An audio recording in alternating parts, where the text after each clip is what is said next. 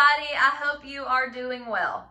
Today's Bible study is going to talk about Abraham, Isaac, and Jacob. Now, that is a lot to cover, people. So we're going to focus in on one part, and that is God's covenant with this family. So far, in the story of Genesis, we have God's creation and that he created man and he created all of it to be good. But man chose to separate himself from God by disobeying him. So we have a spiraling effect of bad decisions. And then God looks down and grieves with sadness over the corruption of the world. So he sends a flood, but preserves one family, and that is the family of Noah. Now God makes a covenant with Noah that he will no longer destroy the world through a flood again. After Noah's line builds up, we have this famous story called the Tower of Babel. Now, what happens here is we have the invention of the brick. And so people can make big, extravagant buildings. And what happens in this story is that they try to make a name for themselves by building a tower so high that it reaches the gods. But this tower is destroyed and the people are scattered. So then, from chapter 12 on through the book of Genesis, it talks all about Abraham and his family. And that's because God is going to fulfill his promise to bring a Savior through this family line. And that's what we're going to talk about today.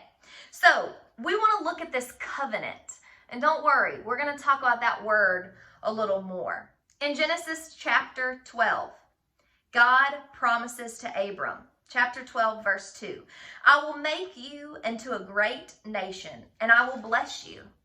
I will make your name great. Now, what's so cool about that is that, remember, just a chapter before, the people tried to make a great name for themselves through the Tower of Babel, but it was destroyed. But with Abram, God promises that he will make his name great. Many times in life, when we try to do things on our own or make our own name great, it doesn't go like expected. But when God blesses a family line, it's going to turn out to be really good for you and for me. So God promises Abraham, I will make your name great, and you will be a blessing. I will bless those who bless you, and whoever curses you, I will curse you. And all peoples of the earth will be blessed through you. Now, Abraham goes on and is pretty faithful to the Lord. He trusts in God's promise. But Abraham makes some bad decisions too. And despite his bad decisions, God is faithful to his promise. And Abraham eventually has a miracle child named Isaac. Now, God will promise also to Isaac the same thing that he promised and made a covenant to Isaac's father, Abraham, with. Let me read you Genesis chapter 26, starting in verse 2. The Lord appeared to Isaac and said, do not go down to Egypt, because there was a famine in the land where Isaac lived. But he said, don't leave. Don't go down to Egypt. Live in the land where I tell you to live. Stay in this land for a while, and I will be with you and bless you. For to you and your descendants I will give all these lands, and will confirm the oath I swore to your father Abraham.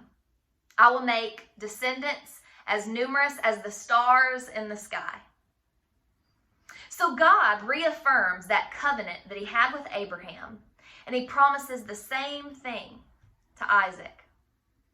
We see a similar story with Isaac, that he makes some good decisions and some bad decisions, but eventually he has two sons, Jacob and Esau. Now, if you're reading the Bible all the way through, you know what's going to happen with Jacob.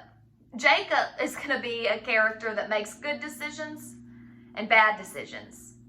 But despite all of that, he promises again to Jacob that he will bless his many descendants.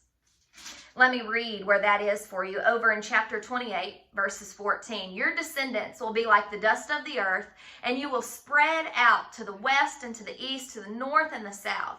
And all peoples on the earth will be blessed through your offspring. And I will not leave you until I have done what I have promised to you. Okay, so let's go back and talk about this word covenant. God makes a covenant with Noah, and then he makes a covenant with Abraham, and then he continues to re-promise this covenant to Isaac and Jacob. So what is a covenant? First, let's talk about a contract. A contract is between two parties that if you do this for me, then I'll do this for you.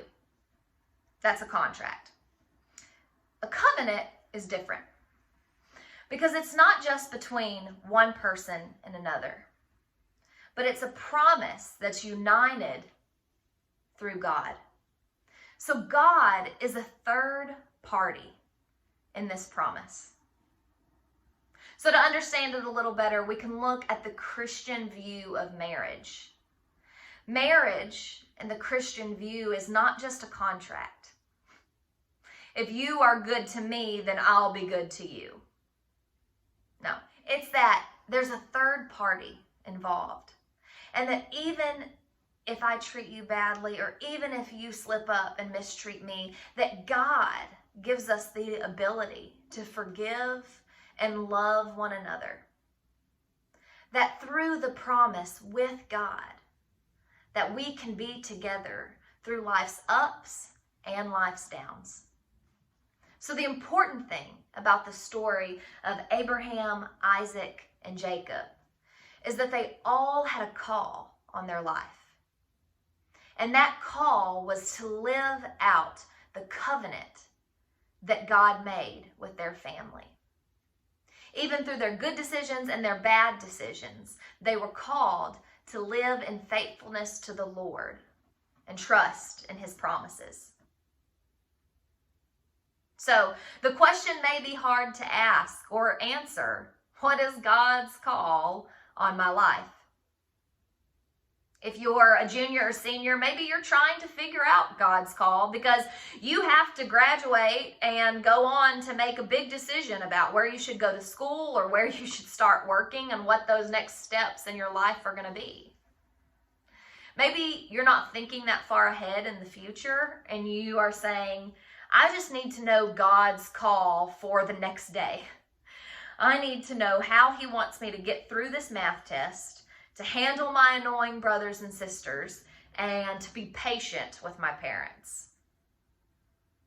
But God calls us to those little steps, like being patient with our family. And he calls us to the big steps, like what is his desire for our career. So today your prayer may be, Lord, what is your call on my life? You may not know the answer to that question, even over years of praying. But oftentimes God will give you little steps to follow. Like he did for Abraham, Isaac, and Jacob. He gave them the next little step that they were supposed to follow it in faithfulness. So I challenge you to pray that today. Lord, what is your call on my life? What do you want me to do today?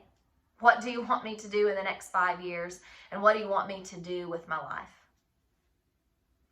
You can thank God for his promises to you and that he is always faithful. I hope y'all have a great day.